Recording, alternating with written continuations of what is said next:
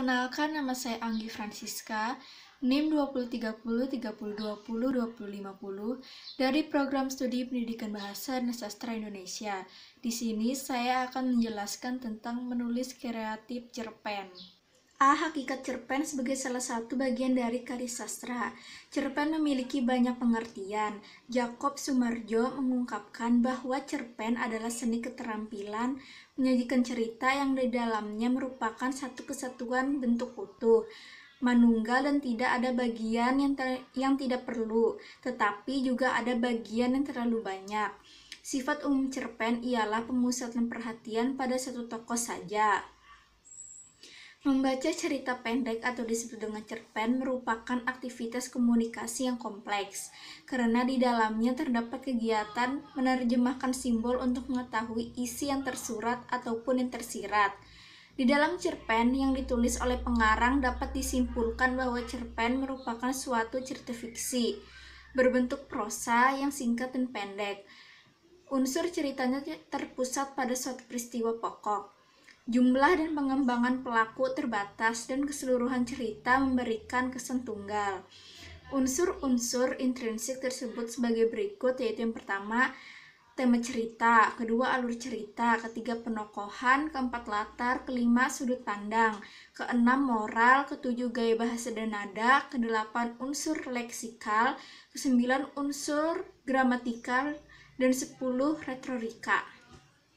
B. Menulis cerpen. Menulis adalah kegiatan menuangkan gagasan, ide, atau pendapat yang akan disampaikan kepada orang lain melalui media bahasa tulis untuk dipahami tepat seperti yang dimaksud oleh penulis. Berdasarkan bentuknya, Wever yang dikutip oleh Taringan membuat klasifikasi tulisan menjadi 4 bentuk. Di antaranya adalah mencakup urutan waktu, motif, konflik, titik pandang, dan pusat minat. Burhan Nugriantoro mengungkapkan cara menilai kemampuan menulis melalui jalan tes. Ditegaskan olehnya bahwa penilaian yang dilakukan terhadap karangan siswa biasanya bersifat holistik, impresif, dan selintas, yaitu penilaian yang bersifat menyeluruh berdasarkan kesan yang diperoleh dari membaca karangan siswa secara selintas. C. Menumbuh minat menulis. Mengarang itu gampang, demikian jurnalis dan penulis fiksi Arswendo Atmawiloto berujar. Syaratnya pun gampang, punya kemauan besar agar punya kemauan menulis, yaitu manfaat-manfaat menulis. Menulislah, maka kamu akan kaya. Dengan menulis akan panjang umur. Dengan menulis telah turut mewarnai dunia. Menulis ladang tempat beramal soleh. Menulis meminjam ungkapan Rendra, memberi makna pada hidup yang fana. Menulis jembatan sukses di berbagai bidang. D. Syarat dan modal menjadi penulis. Syarat menjadi penulis.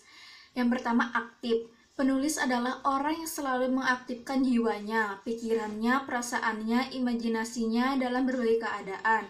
Yang kedua itu baca. Selain membaca sumber-sumber tertulis, juga membaca hal-hal yang lebih luas, yaitu membaca kehidupan. Yang ketiga itu gaul. Menulis memang dilakukan dalam kesendirian, tapi untuk mendapatkan gagasan atau bahan tulisan harus bergaul luas. Modal penulis cerpen. Yang pertama, penguasaan bahasa, kayak kosakata. Yang kedua, memiliki kepekaan imajinasi. Yang ketiga, memiliki kepekaan terhadap lingkungan. Yang keempat, menguasai materi yang digarap. Yang kelima, konsentrasi. Yang keenam, yaitu disiplin. E. Proses kreatif. Proses kreatif setiap pengarang bermacam-macam, namun ada benang merah yang sama yang bisa kita tarik. Umumnya proses kreatif terdiri atas 5 tahap. Yang pertama, tahap persiapan adalah tahap mencari bahan ide cerita. Yang kedua, tahap inkubasi adalah tahap yang ditentukan, tujuan ditetapkan, dan cerita mulai direncanakan. Yang ketiga, tahap inspirasi, ketika seluruh gagasan sudah demikian matang. Yang keempat, tahap penulisan adalah tahap menulis cerita dan menyusun cerita. Yang kelima, tahap revisi adalah tahap memperbaiki dan menyunting karya dalam hal bahasa dan isi. F. Model pembelajaran menulis cerpen.